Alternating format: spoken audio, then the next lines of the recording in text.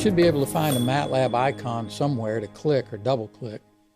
For example, it might be on your Start menu in Windows, or your launch pad on a MacBook or on its dock, or it might be on your desktop, as in this case. As a matter of fact, there are 3 icons on this MacBook desktop, one for each of 3 versions of MATLAB that have been installed on this computer. You can see over here R2014B, R2014A, and R2012B. If we double click any one of them, say R2014B, then MATLAB starts up. And the MATLAB programming environment window opens up. This window is also called a desktop. It's MATLAB's desktop, and we'll be doing a lot of work on it. The generic name for desktop is Graphical User Interface, or using the initials as most programmers do, we can call it a GUI, spelled G-U-I. Like any decent GUI, we can move it around. Let's see here. There you go. And we can change its shape and size by dragging the edges of the corners, playing around that way. I'm going to put it right where I like it. There, I'm using up the whole screen that way. So I've got as much space as I possibly can get. Inside this GUI, we see 3 sub-windows. The current folder over here on the left, the command window on the right, and the workspace. And when I click in them, their label at the top lights up, meaning that I've made them the active window. This arrangement with the current folder on the left, the workspace window on the right, is the default layout for R2014A and B. The default is somewhat different for earlier versions, which you might have. A lot of these will include a 4th window called the command history window. It'll probably be over at the bottom right or the bottom left. You can have that 4th window in the R2014A and B versions too. It's just not visible in the default layout. We'll show you how to do that in a little bit. Also, the Windows default can be a bit different from the version for the Apple operating system. These differences are small enough, though, that they're unlikely to cause you any trouble, so we'll just use one version in this course, 2014B, which we're looking at right now. That's the latest version available as we're recording these lessons, which, if you can see up here, is in the late fall of 2014. Well, let's look at the current folder over here on the left. This is the place where MATLAB saves programs into files, and it's also the first place it'll look when it's looking for files that hold programs that it needs. We can change the current folder to be another folder. We can, for example, move up into the enclosing folder, which is called the parent, by clicking here on this tiny little folder icon. It's got a little black arrow pointing up on it. Or we can go into an enclosing folder. Let's see, where were we? MATLAB. By clicking on that. If you'd rather navigate using your operating system's folder explorer, you can get to that by clicking this little icon here with the little green arrow pointing down. I'm going to do that. And I'm going to navigate to a folder where I'm storing files for this course. Let's see. I'm over here in tutorials. So I'm click open, and now you see I'm in a different directory here.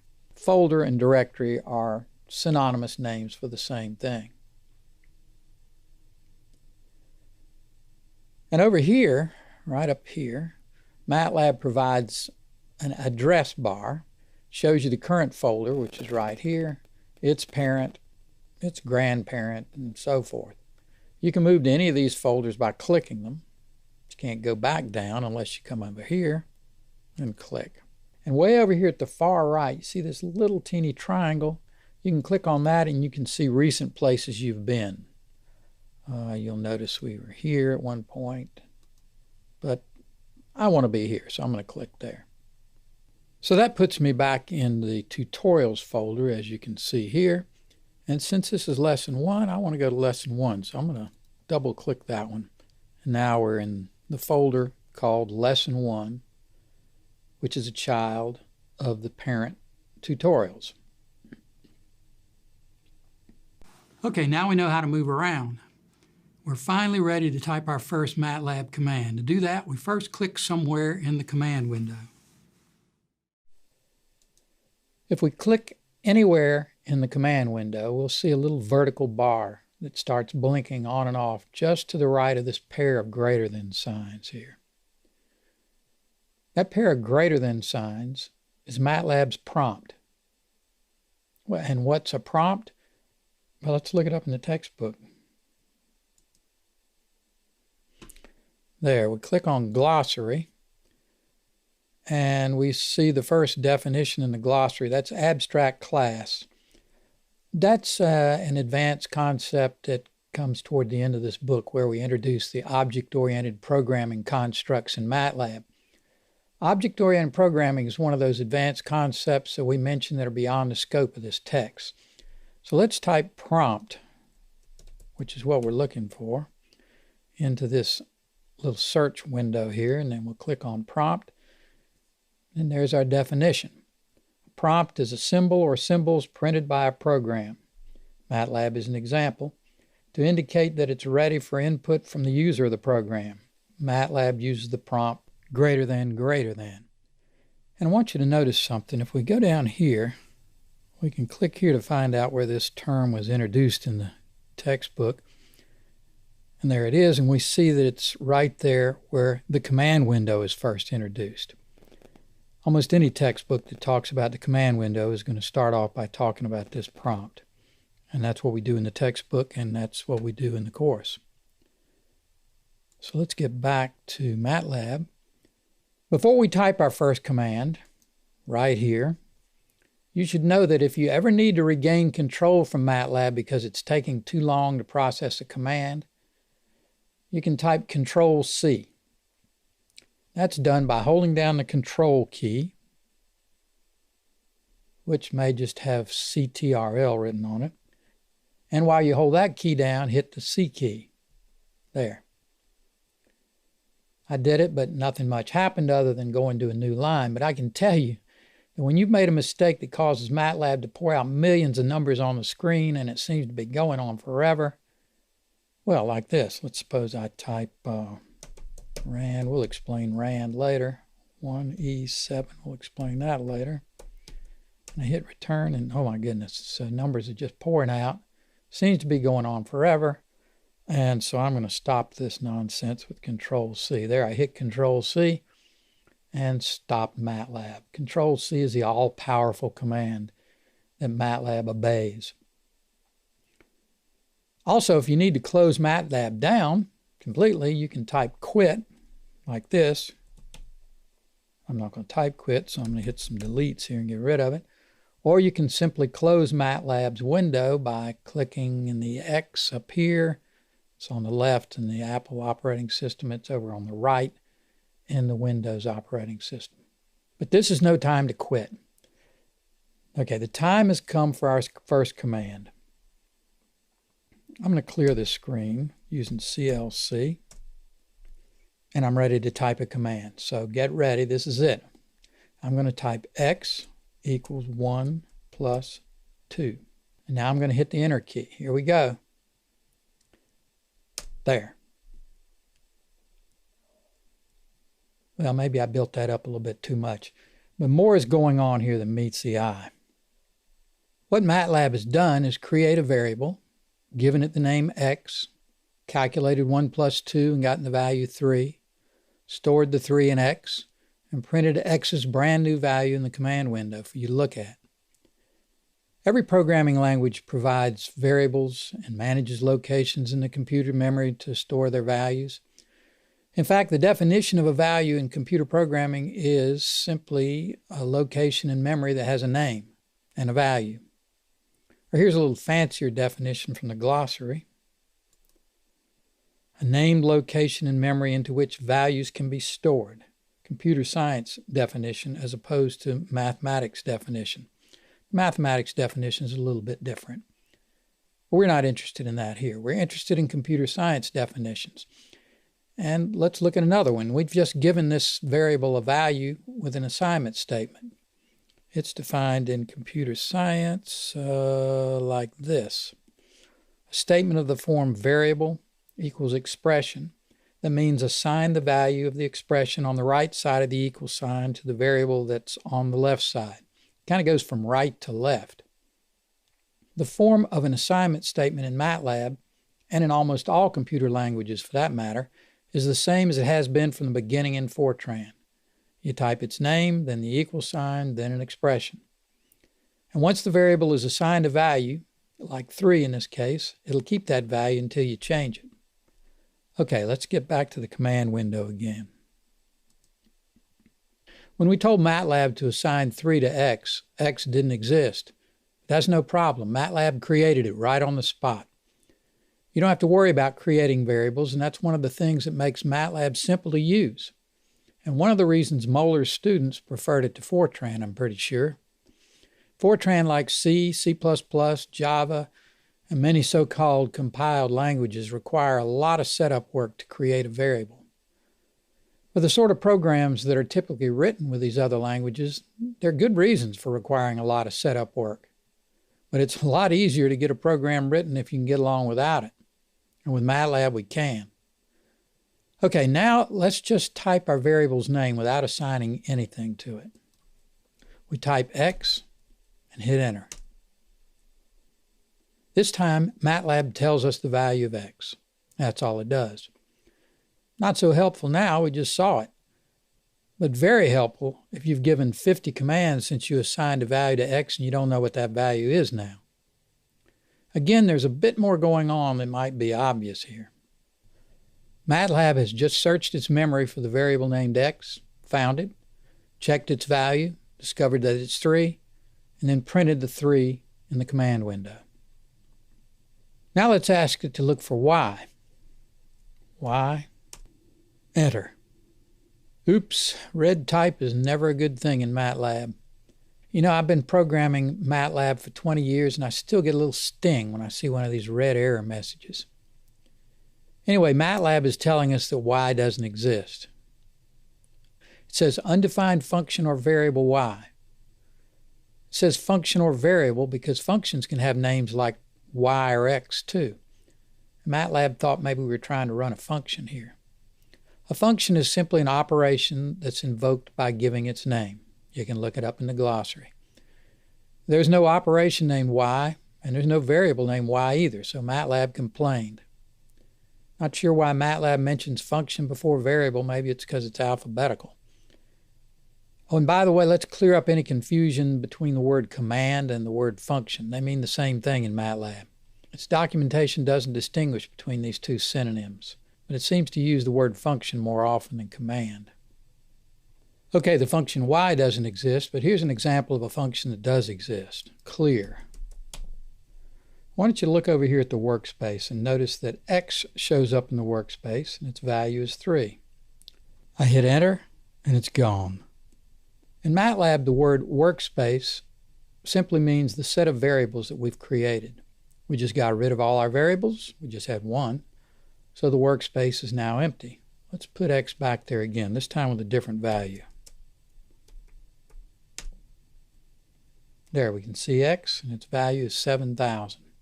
Let's look at x over here in the command window, and yep, it's 7,000. And notice that checking x's value doesn't change anything in the workspace. Let's try looking for y. We knew it would be an error, and making an error doesn't change anything either. Let's do something that does change the workspace. Let's set y equal x plus, 5. So y is 7,005. And let's let zebra equal y minus x. You've got to add variables or change their values or delete variables to change the workspace. You can delete them by clicking the right button here on the thing you want to delete. Let's delete zebra. It's gone now. And if you don't believe it, there. But let's do zebra again. I can repeat that command by just hitting the up arrow key on my keyboard until I get to that command, then hit return, and there it goes. So I've given that command again, and zebra is back, and we can clear it with the clear command. This time we give it the name zebra, and it just clears zebra. It leaves everything else there. Note that zebra is pink. See here? Or is that purple? MATLAB uses purplish pink to mean that the name zebra is being given to the command clear instead of the value 5, which the variable zebra had. Clear is not removing the 5 from the variable zebra. It's removing the variable named zebra from the workspace. And its value is lost with it, of course. If that's confusing, forget it. The reason for the color is not that important. I just thought you might want to know that your eyes aren't playing tricks on you. Okay, we've looked at the 3 windows in the desktop and the address bar above them. But there's also all that gray stuff above that, up here. This is where you find the so-called tool strips. And the most important one is the one on top by default. It's called the Home Tool strip, and here's its name. You can get to the other 2 by clicking them like this. But we'll focus on the Home strip in this course. We'll look at many of the tools on this strip later, but we'll postpone that until a couple lessons from now. You can hide these tool strips if you want to by clicking this little tiny triangle with the line above it over here on the right. When you do that, the blue bar remains, but the tool strips disappear. And the windows down here get bigger. That's useful when you're working on a small screen, but since we have a big one, we're going to click that triangle again and get them back. You probably noticed the little white area just to the left of the triangle that we clicked. This is the search bar. And it works like the typical search bar. You can click in that area, type words into it, hit enter, and if MATLAB has the information about the words you typed, it'll pop that information up. For example, if we wanted to know about the clear command, we might type clear command in here. Let's do that. And hit return. And a window pops up with the search results. You can click on clear to see what the command does. We'll do that. You can see that there's more than one way to call clear. And there's examples over here. You can click on these little links and it'll show you examples. In the meantime, though, let's talk about command history. You remember I mentioned that to you before. You can type command history in here if you want to see what it does. And there's command history and there's information there. But I'm going to talk to you about it and tell you how to do it. I told you can get the command history window to show up if you want to. Well, here's how to do it. Click anywhere in the command window. Then click the up arrow on your keyboard. There. You'll remember I did this earlier to redo a zebra assignment. When you do that, you see a list of previous commands that you've issued. These little red marks by these commands show that there was an error on those commands. Now, if you want to repeat a command, you just up arrow your way to it. Let's say I want to repeat y equals x plus 5. There, I hit enter and I repeated the command. Didn't accomplish much because y is still 7005, but I did show you how to repeat a command. Well, what if you want to repeat a previous command but change it a bit? Say change x equals 1 plus 2 to x equals 3 plus 2. Well, let's just hit the up arrow and let's hit it until we get to the command we want to change. There. What we're going to do is arrow over here to the 3. Hit enter. And we see x equals 3 plus 2. And x equals 5. This is very useful when you have a long command that you want to alter slightly. Finally, if you want the command history to show up in a window on the desktop, as is the default in the older versions of MATLAB, just click the up arrow on the keyboard now, and then go up here with a mouse and click this little tiny down arrow, come down here and click dock, and there's the command history window right there. You can scroll up and down, and you can click on commands and execute them over here in the command window. I think I'll leave it there for a while for old time's sake. Oh, and note that when we hit the up arrow, we put the x equals 3 plus 2 command in the command window. Well, I don't need to do that command again. It wouldn't hurt, but I'll show you that you can delete it without executing it. Let's just click left, sweep over it to highlight it, and hit delete. It's gone. That can be important to know if you accidentally put a long command there that shouldn't be re-executed.